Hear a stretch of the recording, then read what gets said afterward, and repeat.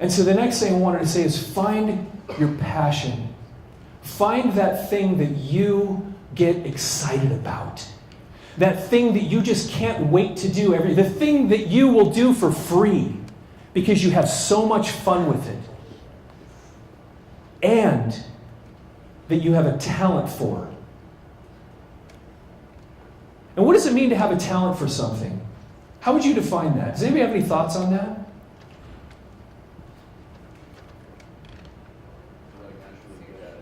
Something you're naturally good at?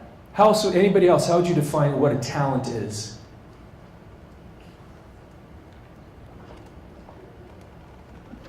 Yeah, you in the back. Trial and error. Okay, something that you would find it through trial and error? Okay. Anybody else have any idea what you would define a talent as? Yeah. Something, one more time? Something that not everybody's good at. Like, I'm really good at walking. Well, everybody walks. So it's not necessary. I mean, maybe that's a talent, but I need to find something that sets me apart. That's really good. A talent can really be defined as something that you have consistently excellent results when you do it. My results are consistently excellent when I do it. That's a talent. Find something that you are passionate about and that you have a talent for. And you will always have fun doing it. And base your career, if you can, and you can, around that. And like they say, you will never work a day in your life.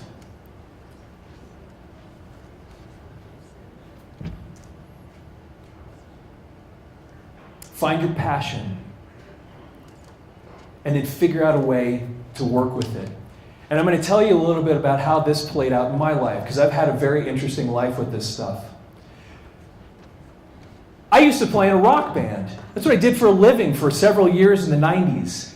And I couldn't make a living at it for long enough. I had to finally go get a job. And so I ended up getting myself this terrible little temp job, making $12 an hour doing data entry at this government contractor. And it was terrible, but it was money. And so what I did is I thought, I've always wanted to get involved in video production and audio production. And so I went out and I spent several $1,000s, put it on a credit card, bought myself a brand new Macintosh, bought myself a video camera and a whole bunch of software and books.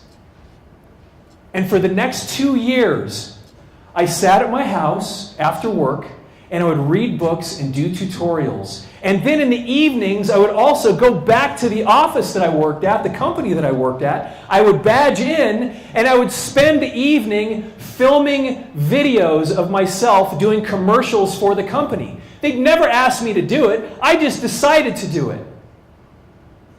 So then I started showing these little videos that I was making to the leaders of the company.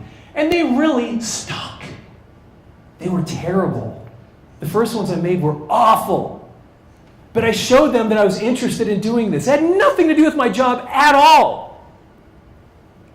But I went out and I started doing it. Well, over time, my little videos got better and better. And about a year into this, one of the vice presidents saw one of these little videos that I made for the company.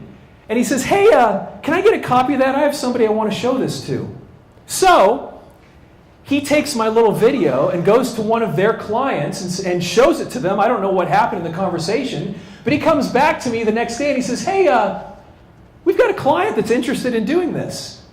Can you come meet with them with me? Yeah, sure. So the next thing I know, I'm meeting with this other organization and they want to do this big multimedia presentation with video and interactivity and all this stuff. Some of the stuff I didn't even know how to do. And they said, hey, can you do this? We're going to fly you out to Chicago. We're going to film this big thing. We want you to make this interactive presentation. I'm like, oh yeah, no problem. They flew me out to Chicago. I'm getting together every possible camera I can, trying to figure out how I'm going to pull this off. I went out there, I filmed it. I came back, I did the editing, and then turned it over. They made 1,000 some odd copies of this CD, and guess what I had now? I had a portfolio. And you know what I did the next day when I got this thing?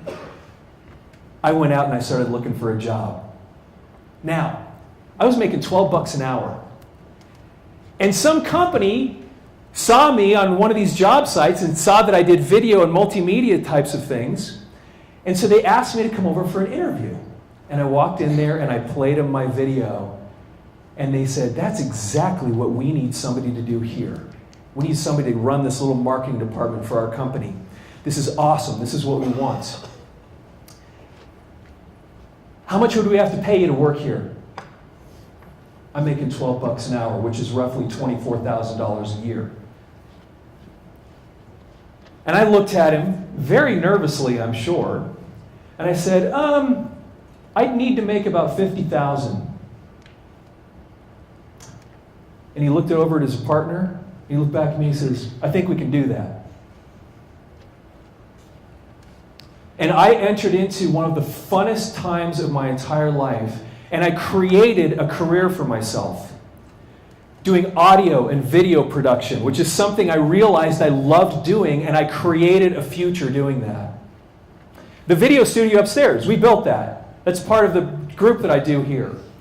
And it was something, once again, that I got excited about and was able to create a future for myself by taking the first step. And my point here when I say take the first step, find what your passion is, what you're talented at, and then don't wait for an invitation.